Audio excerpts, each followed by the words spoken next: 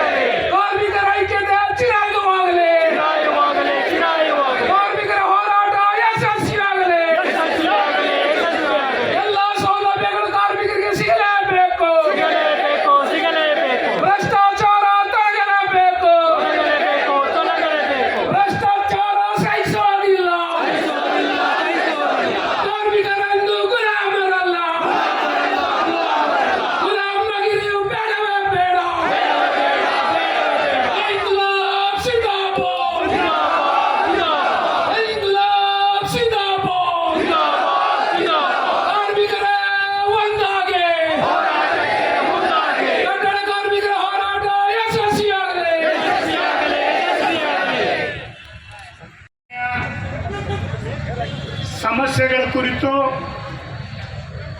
ಮತ್ತು ಕರ್ನಾಟಕ ರಾಜ್ಯ ಸರ್ಕಾರ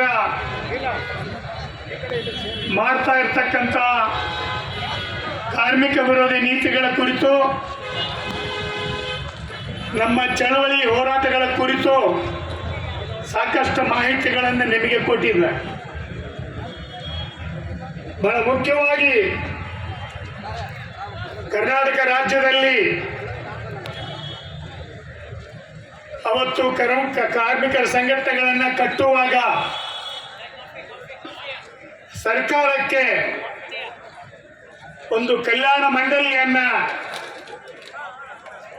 ಸ್ಥಾಪನೆ ಮಾಡಬೇಕು ಅಂತಕ್ಕಂಥ ಹೋರಾಟ ಮಾಡುವಾಗ, ಮನವಿ ಕೊಡುವಾಗ, ಅದರ ಬೇಡಿಕೆಗಳನ್ನು ಮಾಡುವಾಗ ನಾನು ಅದರ ಭಾಗವಾಗಿ ಡೆಲಿಗೇಷನ್ನಲ್ಲಿ ಹೋಗಿದ್ದೆ.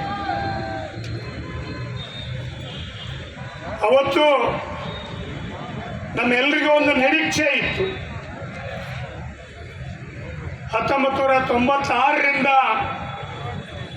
ಆಗಿರ್ತಕ್ಕಂಥ ಈ ಕಾನೂನಿನ ಹಿನ್ನೆಲೆಯಲ್ಲಿ ಸರ್ಕಾರಗಳು ಕಟ್ಟಡ ಕಾರ್ಮಿಕರಿಗೆ, ಇತರೆ ನಿರ್ಮಾಣ ಕಾರ್ಮಿಕರಿಗೆ ಒಳ್ಳೆಯ ಭವಿಷ್ಯವನ್ನು ಕಟ್ಟಿಕೊಡ್ತಾರೆ ಅಂತಕ್ಕಂಥ ನಿರೀಕ್ಷೆಯ ಮಂಡಳಿಯ ಮೂಲಕ ಆಗ್ತದೆ ಅಂತಕ್ಕಂಥ ಒಂದು ನಿರೀಕ್ಷೆ ಇತ್ತು. ಆದರೆ ಬರ್ತಾ ಬರ್ತಾ ಬರ್ತಾ ನಿರೀಕ್ಷೆಗಳೆಲ್ಲ ಖುಷಿ ಆಗ್ತಾ ಇದ್ದಾವೆ. ಸರ್ಕಾರಗಳು, ಅದು ಬಿಜೆಪಿ ಸರ್ಕಾರನೇ ಇರಲಿ, ಕಾಂಗ್ರೆಸ್ ಸರ್ಕಾರನೇ ಇರಲಿ, ಅಲ್ಲಿ ಬಂದಿರತಕ್ಕಂಥ ಮಂತ್ರಿಗಳಾಗಲಿ ಅಥವಾ ಇತರೆ ರಾಜಕಾರಣಿಗಳಾಗಲಿ ನಿಗಮ ಮಂಡಳಿಗಳನ್ನ